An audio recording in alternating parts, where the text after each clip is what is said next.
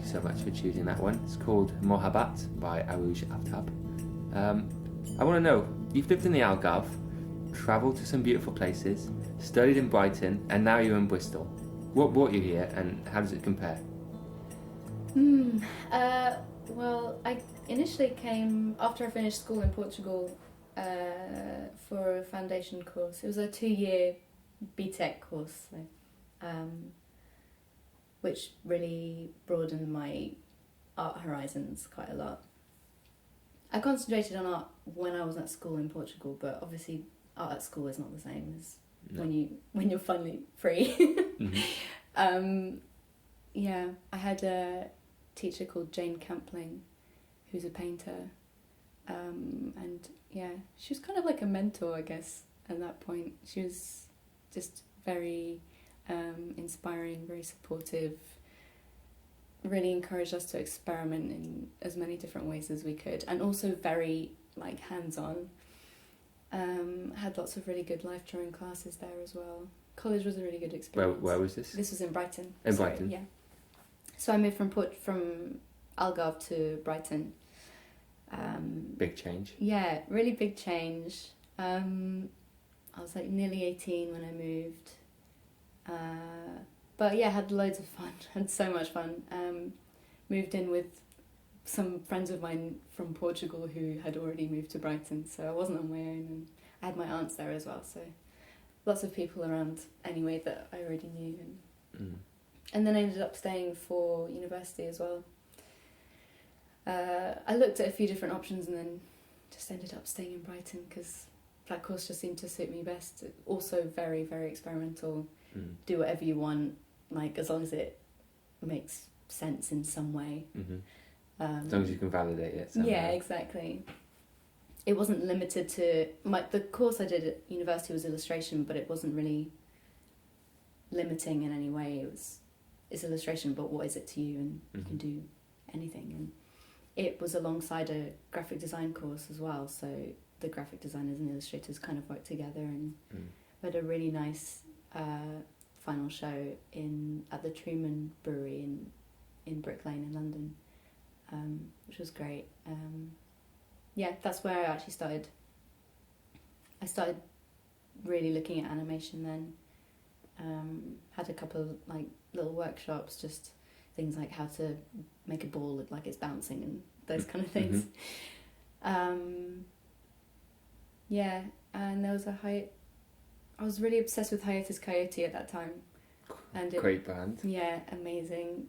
They're playing in the UK. Yeah, they just had a new album. Or single? Album, yeah. And the energy of it just really inspired me to animate. I feel like most of my inspiration for animation comes from music rather than anything actually visual. So I think because that course was so broad, like it let you do whatever you want, really. So yeah, I feel like I'm still like that now, really, just trying loads of different things, and my main thing at the moment is not forcing myself to stick to one thing, and whenever the mood strikes to go for it, really. So I'm doing I did a short screen printing course and screen printing on textiles as well, which is really exciting, which I want to actually keep doing.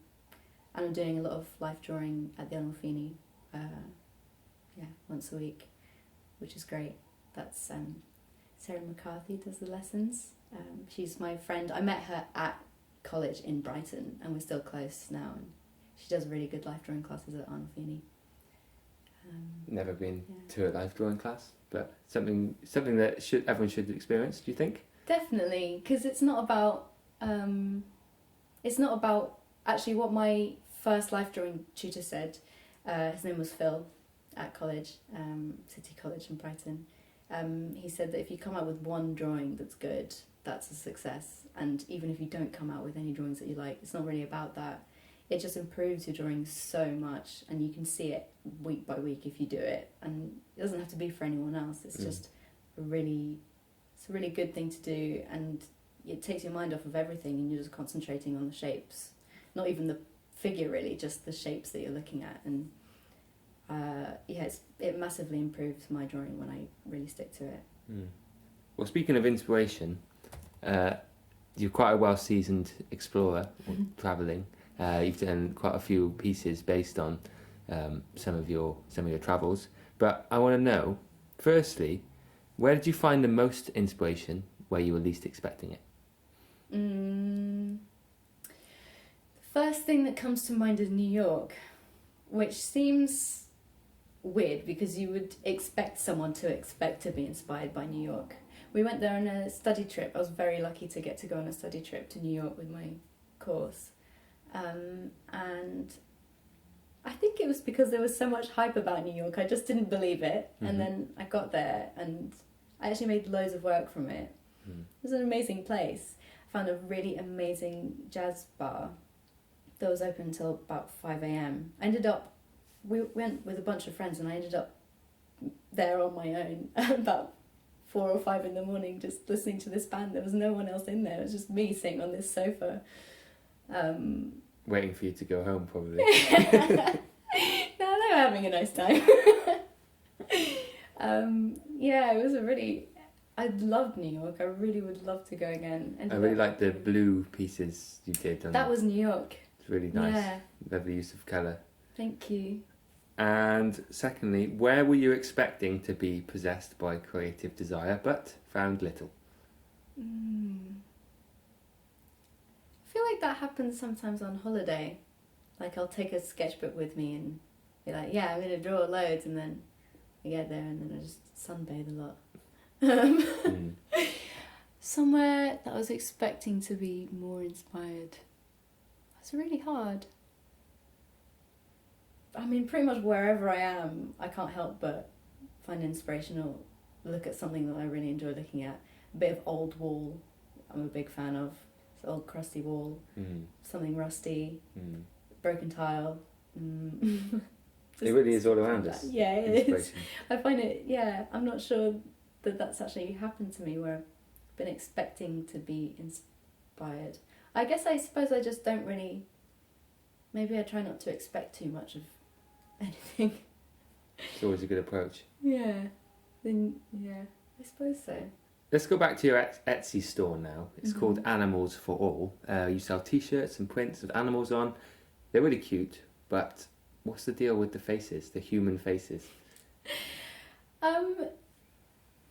Actually, when I went back home for Christmas, I was looking through some old books from when I was a teenager, like notebooks from school. I realised I didn't really write anything down. I was just constantly doodling. And I was already doing it then, so it's just always been there somehow. I think it's kind of has something to do... I haven't really analysed it, to be honest, but I've always been quite inspired by Paula Rego, so I suppose that's probably in my mind somewhere. She's originally from Portugal and a massively famous artist now, and because she was so famous, everyone in Portugal knows who she is, and you kind of end up growing up with her whether you want to or not, I think. I mean, my family's all artists, so I guess it's hard for me to have a perspective on it. But yeah, she's very much about the animalistic side of people and the more primal kind of nature of people, and you can really see it in her work, and she does quite a lot of that as well, like animals with sort of slightly human aspects to them, or humans that are more animalistic as well. Well, I think this comes across really well in some of the dancing animal animations you've made as well. My personal favourite is the merman. Just, I don't know, the way it moves, it's very strange because it's very animalistic but also quite human-like. And that's the same with everything, so I think what you're saying stands true there. But I want to know, what is your dream animal muse? in the flesh, who would you like to meet and paint or draw? Oh.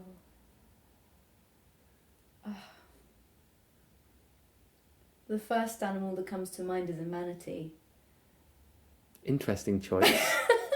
I wasn't expecting that. They're just so funny. They're just floating blobs that are really, just seem really nice, and they have blob babies and just seem to float around. That's all I really know about them. I am somewhat envious of their life when you describe it like that. Yeah, it sounds nice. Just be round and underwater. Float and bob about in Yeah. the sea, chill out with your friends on the beach. Exactly. No, nothing hard about it. Just chill, float. I bet they've got loads of great textures and, you know. Yeah, pretty smooth. Yeah, probably. be interesting to draw. Yeah. I suppose I don't know why manatees came to mind first, but That's why we ask these questions on the Joe to Go show. So we're seeing a rise of live open mic and jam nights in Bristol, such as Bounce Jam, Escher Music, and Green Beans. You do live drawings at 2 of those. I wonder if you can give some explanation as to why people are seeking that more recently. probably people are just desperate to get out again and play together. I mean, it definitely brought me back to life, doing the drawing at Bounce. I suppose it's just a revival after all the lockdowns. I can't imagine what People want to be together and play and collaborate. Yeah, and it's so nice as well. I think probably, at least for me, it's true that I kind of forgot how nice it was to hang out with other people, or just have people look at your work in real life and feel genuine support and having real life conversations about art and music and all of that. And there's so many amazing musicians in Brighton. I mean, the musicians that are playing at Green Beans, I love them. They're so great.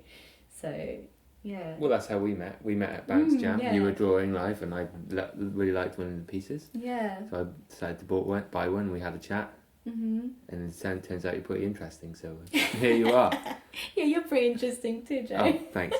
No, I just love the style. You know, you're just up there. I was like, well, what is this person doing? Because at first you think like you're part of the band, and then you realise, oh, hang on, they're painting because you're in the position where you would be playing an instrument. Yeah, it was. You get an interesting perspective there, I bet. Yeah, completely.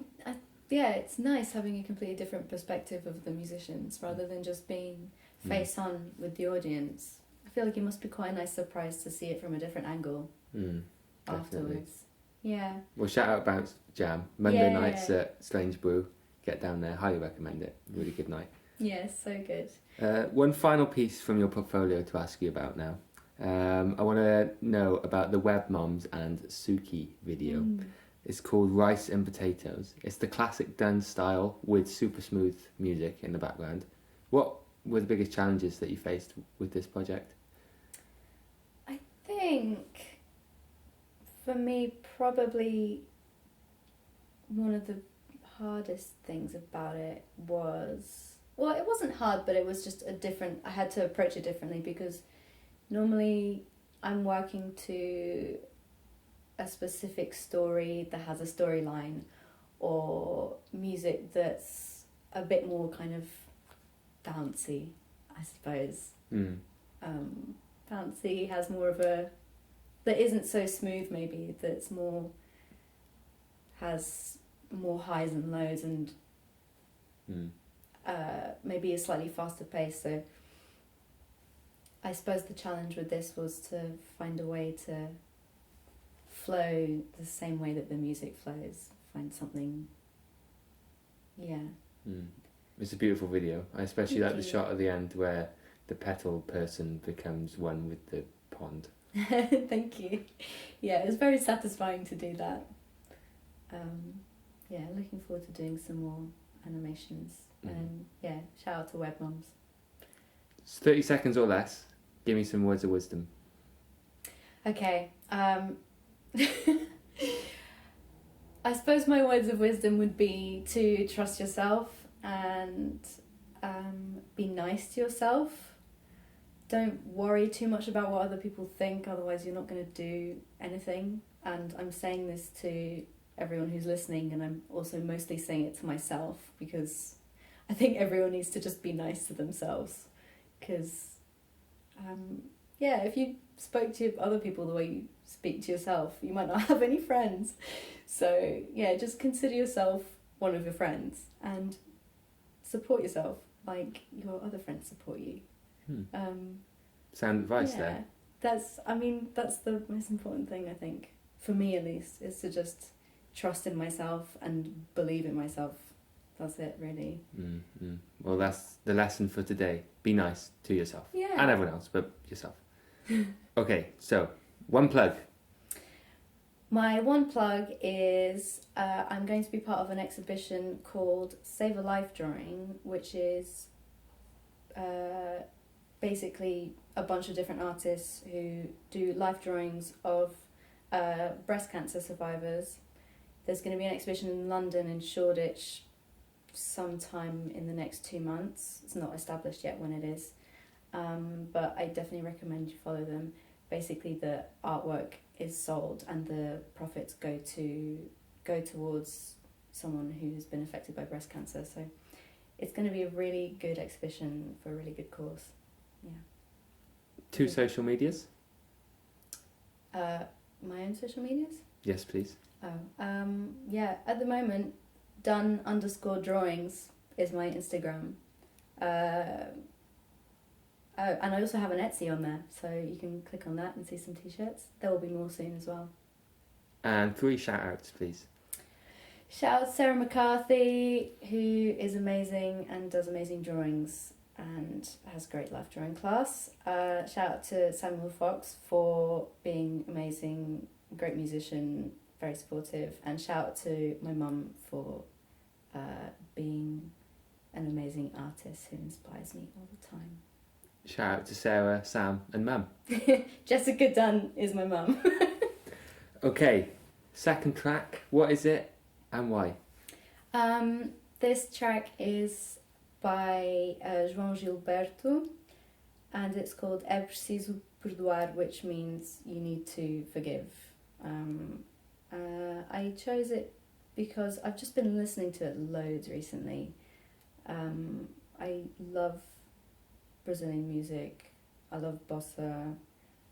There's just something really romantic about it that just doesn't seem to exist anywhere else.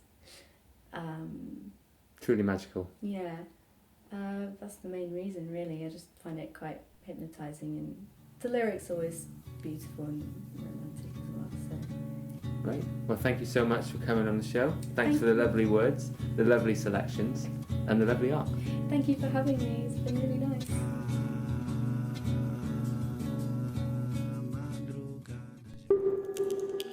10, 20, radio.